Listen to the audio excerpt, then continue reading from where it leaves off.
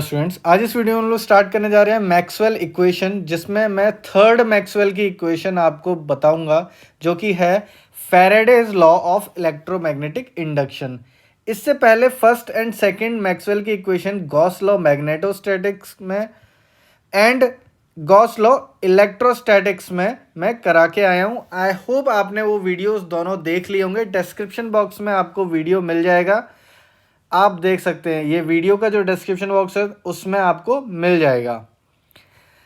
Next अब हम लोगों के पास फैराडे का लॉ है इलेक्ट्रोमैग्नेटिक इंडक्शन का। अब उसके लिए क्या है, उसकी सबसे पहले आपको स्टेटमेंट देखनी है कि induced EMF around a closed circuit. So according to Faraday's law, induced EMF around a closed circuit is equal to the negative times rate of change of magnetic flux linked with the circuit. Let's say कोई एक circuit है और उसके around EMF induce हो रहा है, ठीक है।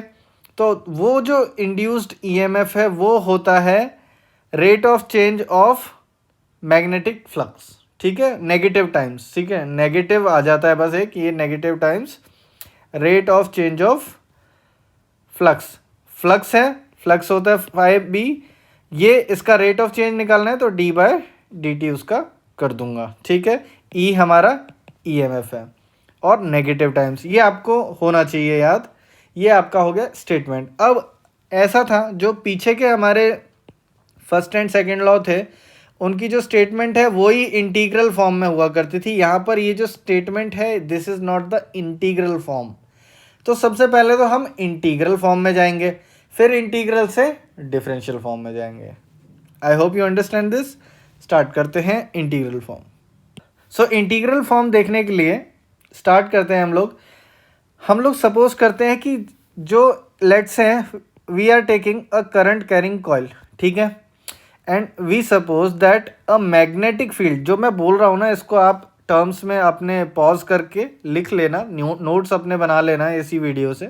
Suppose a magnetic field is produced by a current carrying coil, ठीक है, ये करंट कैरिंग कॉइल है and we suppose that this produces a magnetic field enclosing a surface S, ठीक है। The magnetic flux linked with the small area, let say मैं कहूँ ये एक स्मॉल एरिया है, ठीक है, इससे अगर मेरे को मैग्नेटिक फ्लक्स कितना आ रहा होगा, ये लेट से एरिया है स्मॉल एरिया ds, तो इसका फ्लक्स कितना होगा p.ds होगा, ठीक है। अब बट अगर मुझे पूरी कॉइल के लिए फ्लक्स देखना है तो मैं क्या करूँगा, पूरी कॉइल का फ्लक्स मेरे पास आएगा कि मैं इसको इंटीग्रेट कर देता हूँ b.da। ये छोटे से पार्ट के लिए जो आ रहा था, जो छोटे पार्ट के लिए था, उसको अगर इंटीग्रेट कर दूंगा पूरे में तो मेरे पास पूरे कॉइल के लिए फ्लक्स आ जाएगा। इतना आई होप आपको समझ में आया होगा। अब हम इंटीग्रल फॉर्म लिख रहे हैं, ये हमने जनरल लिखा था ऊपर जो स्टेटमेंट कहता है। अब जो चेंजिंग फ्लक्स है, अब आपको पता है कि फ्लक्स अगर चेंज होगा उससे इलेक्ट्रिक फील्ड जनरेट होती है, इलेक्ट्रिक फील्ड जनरेट होगी उससे एक ईएमएफ इंड्यूस होगी। तो आप लिखेंगे स्टेटमेंट में the changing magnetic flux induces, ठीक है, the changing magnetic flux induces an electric field and the induced electric field is given as. अब वो इलेक्ट्रिक फील्ड आपकी ये जो है that will be given as E.dl, ठीक है। आई होप आपको समझ में आया। ये मेरा, मैं 2 ले लेता हूँ, ये मैं 1 यहाँ पे लिया और ये मेरा 3 हो गया। तो आपको समझ में आया कि आपकी जो मैग्नेटिक फ्लक्स है वो चेंज हो रही है। बेसिकली मैं करूँगा क्या, ये जो मेरा फर्स्ट है ना, अब ये इंटीग्रल में नहीं था तो इसके लिए ना मैं इंटीग्रल फॉर्म लाने की कोशिश करूँगा। तो मैंने ये जो फ्लक्स था 5b, उसका एक जनरल रिलेशन इंटीग्रल फॉर्म वाला ढूंढा जो कि ये है, और ये जो ईएमएफ है उसका भी एक ढूंढा कि भाई इसका भी मेरे को कोई इंटीग्रल फॉर्म वाला कोई रिलेशन मिलता है, तो मुझे मिला कि मैं इलेक्ट्रिक फील्ड के थ्रू इसको इंटीग्रल फॉर्म में कर सकता हूँ। तो अब ये जो है दोनों जो आए हैं तो हम लोग क्या कर सकते हैं, सब्स्टिट्यूटिंग 2 and 3 in 1। अब ये अगर आप सब्स्टिट्यूट कर दोगे तो आपके पास इंटीग्रल फॉर्म आ जाएगा। तो आप देखिए ये आ गया आपका ई डॉट डी एल, जो फ्लक्स था आपकी बेसिकली ये थी जो E equal to minus D five by D T थी, ठीक है। ये आ गया is equal to negative del by del B by del T, ये इंटीग्रल, ये आपका डी एस आ गया, ठीक है। आई होप आपको समझ में आ गया होगा कि ये कैसे आया है, ठीक है। ये आपकी हो गई integral form of the third equation. अब हम लोगों को नेक्स्ट जो करना है वो है कि इसकी डिफरेंशियल फॉर्म में करना है। ये आपको याद होनी चाहिए इंटीग्रल फॉर्म इसकी। डिफरेंशियल के लिए मैंने बताया था फर्स्ट जो टू आपके रहेंगे, फर्स्ट लॉ और सेकंड लॉ, उसमें आप जो इक्वेशन है फर्स्ट एंड सेकंड, उसमें आप गॉस डाइवर्जेंस थ्योरम यूज़ करते हो और चेंज करते हो, ठीक है। यहाँ पर बाकी के दो में आप स्टोक्स यूज़ करते हो। स्टोक्स यूज़ करेंगे यहाँ पर तो आ जाएगा यूजिंग, आप लिख दो यूजिंग स्टोक्स थ्योरम। अब क्यों स्टोक्स यूज़ कर रहा हूँ, आप देखो कि इधर का पार्ट मेरा जो है ये लेंथ है और इधर का सरफेस है, ठीक है। तो ये बेसिकली मैं क्या करूँगा, स्टोक्स आपको पता है वॉल्यूम और सरफेस में जाते हैं, सरफेस और लेंथ में जाते हैं, ठीक है।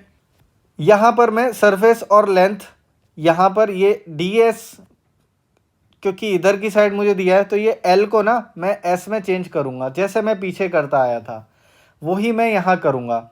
स्टोक्स थ्योरम मेरी कहती है कि अगर मेरे पास ई डॉट डी एल जैसा कुछ है अगर, तो उसको मैं चेंज कर सकता हूँ कर्ल, कोई भी वेक्टर अगर जैसे ए डॉट डी एल था डी एस, ये मैंने आपको पीछे पढ़ाया था जब, आई होप आपने स्टोक्स थ्योरम मेरा वीडियो देखा होगा। ये मैंने बहुत पीछे आपको यहाँ पर स्टोक्स थ्योरम कराया था कि लाइन इंटीग्रल और सरफेस इंटीग्रल का रिलेशन क्या होता है, ठीक है। अगर एक वेक्टर है उसका A dot D L will be equal to curl of A dot D S, ठीक है। सो ये रिलेशन यूज़ करके मैं यहाँ पर ये चेंज अपना कर लेता हूँ। So this will give me curl E dot ds will be equal to negative b by del t dot ds। So now दोनों तरफ सरफेस इंटीग्रल ही है तो मैं उनको रिमूव कर सकता हूँ। मैं कह सकता हूँ सीधा curl of E is equal to negative del b by del t, ठीक है। ये चीज़ आ गई, ये मेरी जो है फाइनल मैक्सवेल की इक्वेशन है। या फिर इसको ऐसे भी लिख सकता हूँ, कर्ल को हम इस तरह से लिखते हैं। पवित्रा मैम के आपने जो वीडियोस हैं वो देखे होंगे तो आपको याद होगा बी बाय, आपने अगर वो सब बेसिक पीछे का नहीं देखा है तो प्लीज़ आप डिस्क्रिप्शन बॉक्स में जाके देख लीजिए। सो ये मेरी इंटीग्रल फॉर्म थी, ये मेरी डिफरेंशियल फॉर्म थी। आई होप आपको समझ में आ गया होगा। इसके बाद हम लोग मैक्सवेल की फोर्थ इक्वेशन देखते हैं और इसी के साथ हमारा टॉपिक ख़त्म हो जाएगा। जो सिग्निफिकेंस है वो सब मैं एक साथ सारी डिस्कस कराऊंगा, एक शॉर्ट से वीडियो में सब कुछ मैं डिस्कस करा दूंगा। आई होप आपको वीडियो अच्छा लगा हो। प्लीज़ बाकी के जो प्लेलिस्ट हैं उनको देखिए, हमारे चैनल को सब्सक्राइब कर लीजिए, इस वीडियो को लाइक कर दीजिए। हरे कृष्णा।